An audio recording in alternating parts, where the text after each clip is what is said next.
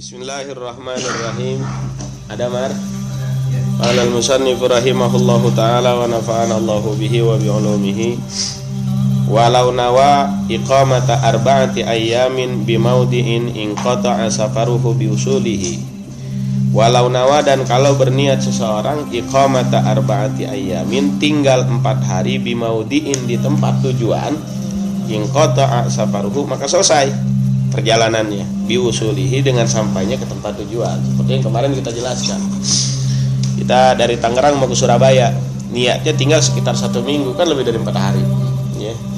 Atau misalkan tinggal selama-lamanya di Surabaya, ketika nyampe Surabaya otomatis kita udah bukan musafir lagi, walaupun baru 1 hari ya. Nyampe Surabaya otomatis bukan musafir, udah nggak boleh lagi jama' dan qashar, itu ya, nggak boleh lagi jama' dan qashar.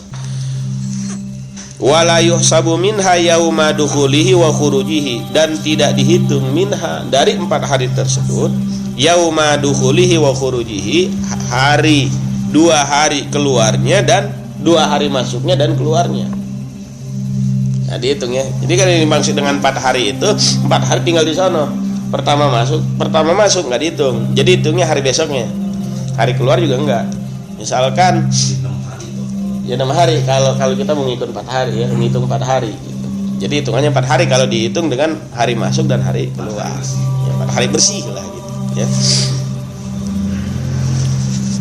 Ala sahihi, atas pendapat yang sahih.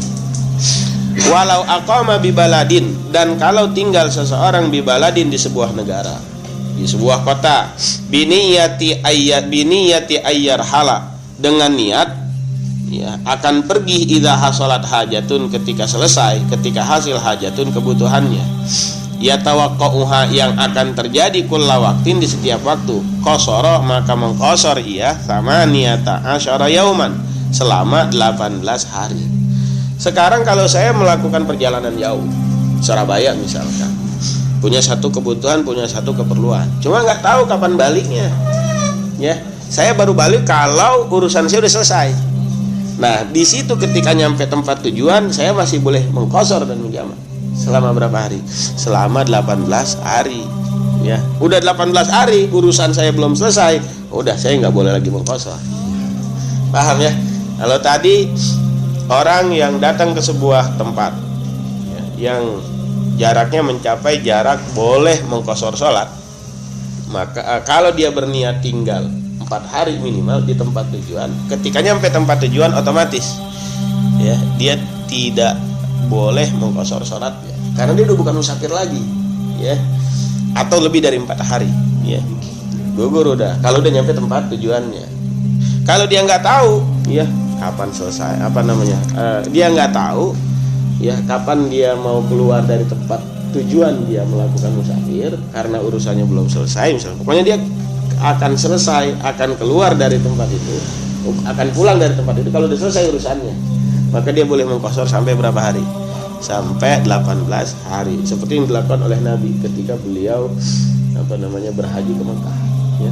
Selama di Mekah itu ya belum selesai hajinya ya, beliau 18 hari ya, sampai 18 hari beliau mengqashar salatnya. Wakila, dan dikatakan arba'atan, 4 hari. Wa fi qaulin, dan dalam sebuah pendapat abadan, selamanya. Wakila, dan dikatakan al khilafu fi khaitil qital, yang menjadi perbedaan pendapat adalah tentang orang yang takut peperangan. Latajiru, bukan orang yang berdagang. Kalau yang dagang mah nggak ngitung 14 hari, nggak ngitung 18 hari, nyampe tempat tujuan udah selesai musafirnya. Dari sini saya mau Surabaya, tapi tujuannya mau dagang. Namanya orang dagang kan, kapan aja bisa pergi misalkan. Nyampe tempat tujuan otomatis putus safar saya, udah nggak boleh lagi membahas orang. Wanahu, dan yang seumpama tajir. Walau alima baqa'aha, dan kalau mengetahui seseorang baqa'aha, akan tetapnya ya, urusan atau hajat, muddatan tawilatan, masa yang lama, fala qasra alal madhabi, maka tidak boleh mengqashar seseorang alal madhabi, di atas pendapat mazhab Imam Syafi'i. Sekali lagi nih kita jelaskan, orang yang datang ke sebuah tempat, dan tempat itu ya sudah mencapai jarak seseorang boleh mengqashar sholat. Kalau ya ke tempat tersebut dia niat untuk tinggal di tempat itu, nggak balik-balik lagi ke Tangerang, ya misalkan, maka otomatis nyampe tempat tujuan sudah bukan musafir lagi, udah nggak boleh lagi mengqashar, gitu ya. Kemudian yang kedua, orang yang datang ke sebuah tempat dengan tujuan, ya tinggal di sana lebih dari 4 hari, maka nyampe tempat tujuan otomatis dia bukan musafir lagi, dan nggak boleh lagi mengqashar sholat. Nah, kalau orang datang ke sebuah tempat nggak tahu kapan dia mau balik lagi, karena urusannya juga dia nggak tahu kapan selesainya, maka dia boleh mengqashar sholatnya walaupun sudah nyampe tempat tujuan sampai 18 hari itu di tempat tersebut, ya. Nah, kalau misalkan nggak jelas, dia nyampe tempat tujuan kapan pulangnya, bukan karena satu urusan ya yang bakal selesai, ya dia pulang kampung aja, cuma di kampung dia nggak tahu kapan mau balik lagi ke Tangerang, maka nyampe tempat tujuan dia masih boleh mengqashar sampai 4 hari. Udah 4 hari, hari kelima sononya tuh, ya hari kelima udah nggak boleh lagi mengqashar sholat. Itu ya Bang Jumadi mah nggak ada kampungnya sih, nggak pulang kampung, kayak Bang Ramlan jauh, Bang Yahya tuh bisa mempraktekkan ini. Kampung kosong nggak ada orangnya tuh, nggak ada lurahnya lagi.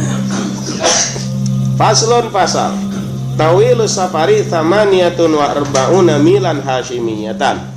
Panjangnya atau jauhnya perjalanan jauh adalah thamaniyatun wa arba'una milan, 48 mil hashimiyatan, menggunakan mil hashimiyah. Kalau kita konversi ke zaman sekarang itu sekitar 80 kilo, ya 80 kilo. Zaman dulu belum ada kilometer, yang Nabi ngitungnya pakai depa, ya pakai hasta, pakai langkah dulu, ya pakai apa nih, jengkal dulu, ya belum ada. Nah, kalau kita konversi ke zaman sekarang itu sekitar 80 kilo zaman dulu itu. Wahia dan ia 48 mil hashimiyah adalah marhalatani, 2 marhalah, bisairil aftali, dengan perjalanan membawa barang-barang berat, wal bahru, dan lautan kalbari, sama seperti daratan hukumnya, ya pokoknya 80 kilo. Dari sini ke Lampung nyampe belum ya, udah lebih malah ya. Merak ya, Merak dari sini Merak 80 ya, belum lagi nyebrang lautnya. Udah boleh berarti itu yang pulang kampung ke Lampung, ya dari Tangerang nih, udah boleh mengqashar sholat, tentunya dengan penjelasan yang tadi telah kita jelaskan, ya. Falau qata'al amyala fihi fi sa'atin qashara. Falau qata'a, maka kalau menyelesaikan seseorang al amyala, beberapa mil, jauh, ya, fi sa'atin, dalam 1 jam, qashara, maka tetap dia boleh mengqashar sholat. Jadi yang dijadikan patokan apa? Jarak tempuhnya, ya, bukan jarak waktunya, bukan. Ini sekarang zaman pesawat, ya, zaman pesawat. Dari sini kita ke Surabaya naik pesawat paling cuma 1 jam, paling cuma 2 jam, ya, gak lama. Naik mobil kan bisa sehari semalam, itu lebih bahkan, ya. Apalagi zaman dulu pakai keldai, jalannya uclak keldai, lama bener. Ya, misalkan walaupun jarak tempuh tersebut bisa ditempuh dengan waktu 1 jam, maka dia tetap boleh mengqashar sholatnya. Sebab yang dijadikan patokan bukan waktunya, tapi jaraknya. Nah, zaman dulu kan sering kita dengar cerita, ada waliullah misalkan yang ke Mekah dengan waktu sekian menit misalkan, tetap boleh dia mengqashar sholat. Andai kata ada yang seperti itu, misalkan, tetap dia boleh mengqashar sholat. Yang penting jarak tempuhnya sudah mencapai jarak qashar sholat, yaitu 48 mil hashimiyah atau 80 kilometer gitu minimal. Paham ya? Ya, paham. Wallahu a'lam. Wa yushtaratu, dan disyaratkan qasdu maudhi'in muayyanin awalan.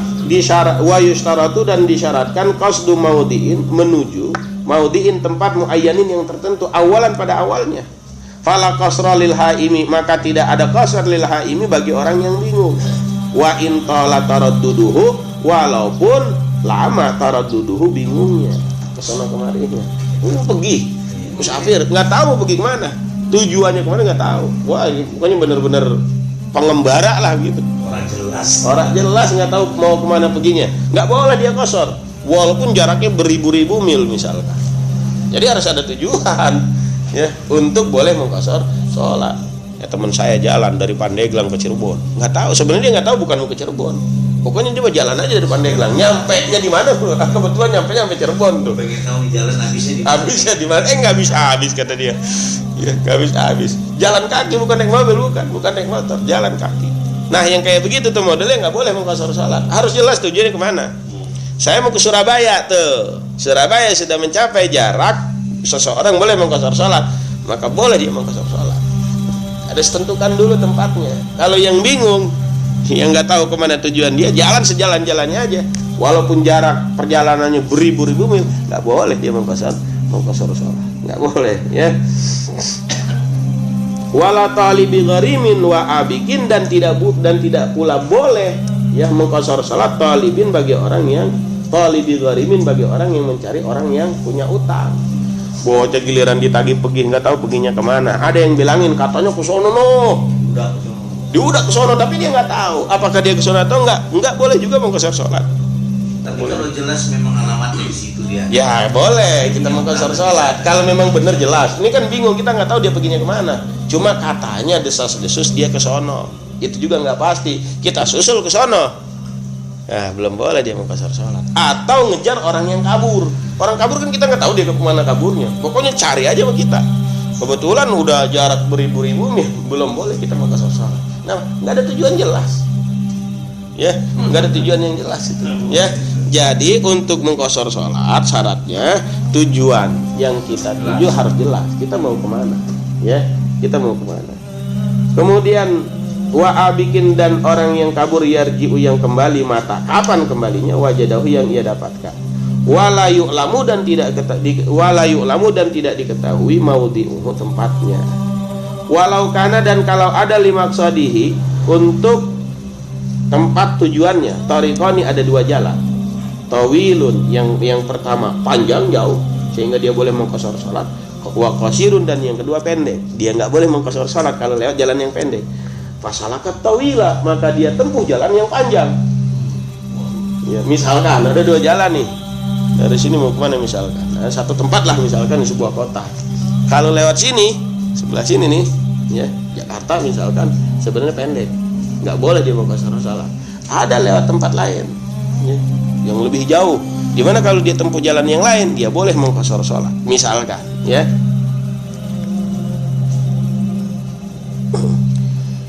Fasalakat tawila, maka dia menempuh jalan yang panjang, ligardin, untuk satu tujuan, kasuhulatin, kaya mudahnya perjalanan, ya.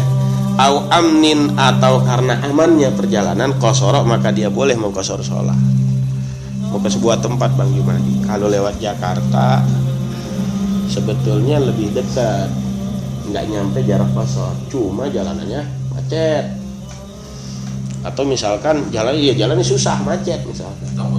Wah, muter dulu lihat Bogor lah, walaupun rada jauhan, nyampe jarak qasar tuh kalau lihat Bogor. Nah, cuma jalannya mudah, agak ada macet misalkan. Nempuh lah Bang Jumadi lewat mana? Lewat Bogor, sehingga dia lewat Subang. Kemana tahu dah. Boleh mengqasar salat Bang Jumadi, boleh tuh mengqasar salat. Kalau lewat Jakarta nggak boleh mengqasar salat, tapi kalau lewat Bogor boleh mengqasar. Tapi kalau ada tujuan, kalau nggak ada tujuan, ini mah belagu-lagu pengen jalan-jalan aja ini, ya nggak boleh mengqasar salat. Tahu udah di jalanan pendek. Tujuannya bukan yang untuk yang sia-sia kan? Bukan yang sia-sia. Ya tadi kan nanti syarat-syaratnya salah satunya ketika kita mau mengqasar salat, tujuan tempat yang kita tuju, ya perjalanan kita itu minimal perjalanan di mana kita dibolehkan melakukan perjalanan itu. Silaturahim misalkan, ya dagang misalkan, ke rumah saudara misalkan, dan lain sebagainya. Nah kalau mau maksiat mana nggak boleh ya. Paham Bang Jumadi ya?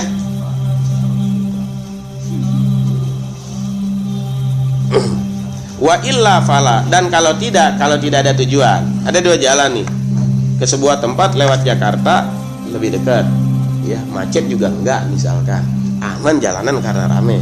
Ada jalan yang kedua lewat Bogor, jauh, ya bisa satu harian tuh kalau lewat Bogor, orang muter dia. Bang Jumadi tanpa ada sebab dia milih jalan yang lama, jalan yang panjang, boleh nggak? Ya boleh, kalau mau jalan situ nggak jadi masalah, nggak ada yang larang, cuma nggak boleh mengqasar sholat. Kalau lewat situnya boleh, ya nggak boleh mengqasar sholatnya. Pertanyaan menipu itu. Lewat kebun nanas, lewat kebun jeruk nggak boleh. Boleh aja, mau lewat mana nggak? Ke kebun orang. Iya. Ya.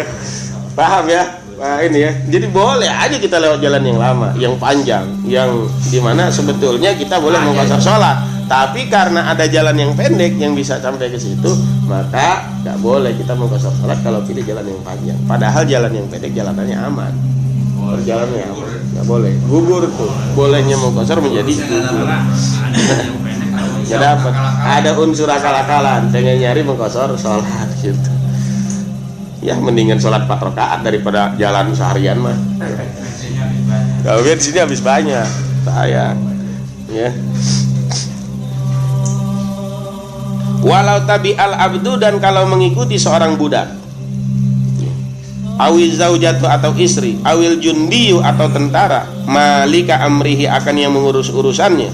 Budak ngikutin majikannya, istri ngikutin suaminya, ya. Tentara ngikutin komandannya. Dia kagak tahu kemana tuh komandan perginya, kemana tuh laki perginya, ya kemana tuh majikan perginya. Dia ngikutin aja, ya. Kata majikannya sama supirnya bilang, udah lu supir kemana pak? Udah kemana aja, ntar gua tunjukin jalannya. Kagak tahu dia tuh, misalkan mau kemana, ya. Fis safari, di dalam perjalanan, wala ya'rifu maqsadahu, dan tidak mengetahui tadi orang yang mengikuti itu maqsadahu akan tujuan orang yang diikutinya, fala qasra, maka tidak boleh mengqashar sholat. Bang Jumadi disuruh nyupirin bos, kata bosnya, udah lu supirin nih mobil, gua tungguin di belakang. Kemana pak bos? Udah lu jalan aja, ntar kalau gua suruh biluk. Gak tahu Bang Jumadi mau kemana pergi ya tuh bos. Walaupun mencapai jarak qashar, nggak boleh untuk Bang Jumadi mengqashar sholat. Kenapa? Bang Jumadi kan kagak tahu perginya mau kemana, tujuannya kemana, nggak pasti. Kalau si bosnya boleh, soalnya dia tahu kemana dia mau pergi gitu. Kalau mencapai jarak qashar sholat, maka boleh si bosnya mengqashar sholat. Bang Jumadi yang cuma disuruh doang sama bosnya, nggak boleh mengqashar sholat karena bingung Bang Jumadi, ini mau pergi kemana sih sebenarnya kita gitu. Bang Jumadi, paham Bang Jumadi ya? Jadi harus jelas tujuan, ya, kita melakukan safar, baru boleh kita mengqashar sholat. Falau nawau, maka kalau berniat mereka orang yang banyak itu masafatal qasri, akan jarak boleh mengqashar sholat, qashara, maka qashara al jundiyu, maka boleh mengqashar al jundiyu si tentara, dunahuma, tidak dengan istri dan budak.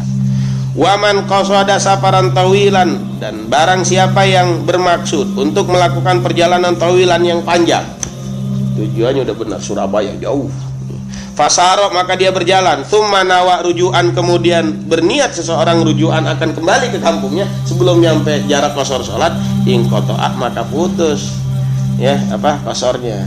Bang Jumadi dari Tangerang pengen ke Surabaya lebih dari 80 kilo, boleh dia mengqashar sholat.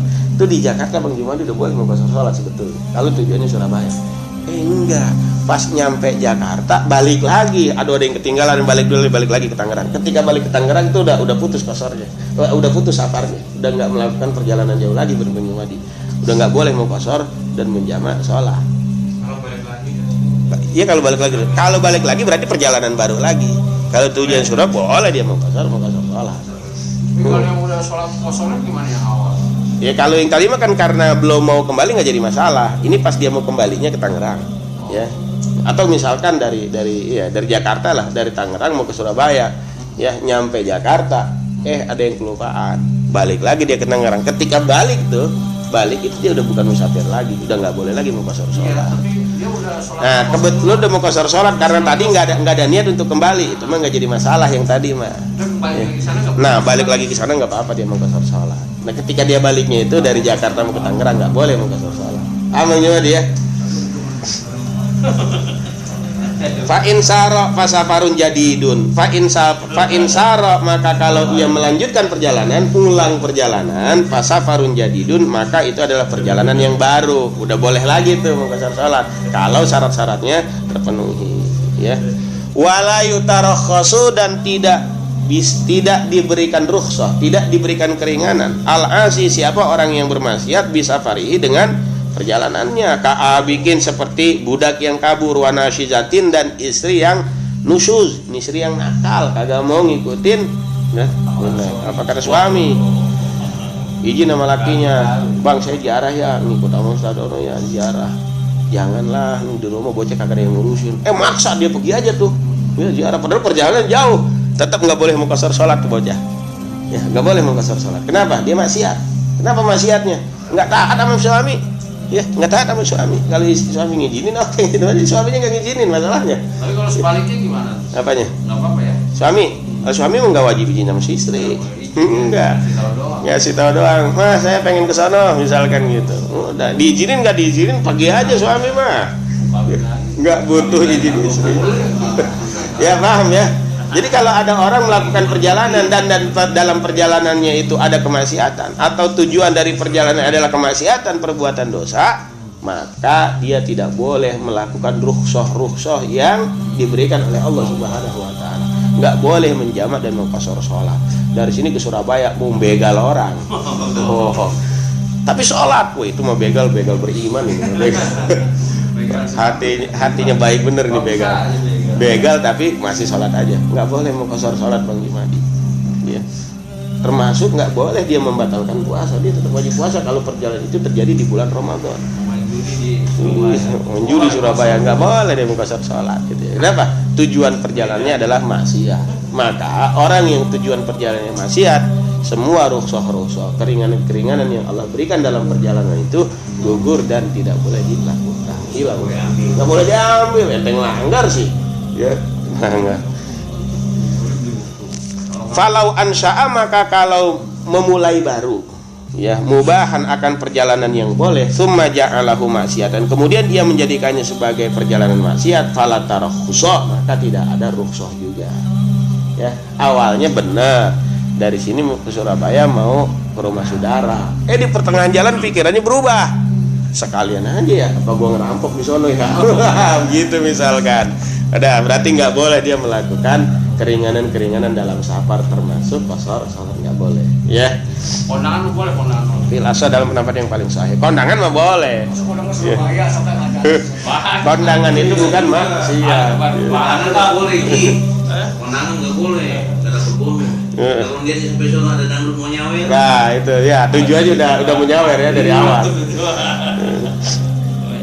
Nah, walau ansya'ahu, dan kalau memulai baru seseorang akan safar, asian halnya maksiat, halnya sebagai akhirnya perjalanan maksiat, summa taba, kemudian dia taubat, faman sya'us safari, maka tempat mulainya perjalanan min hinit taubati, dari awal taubat.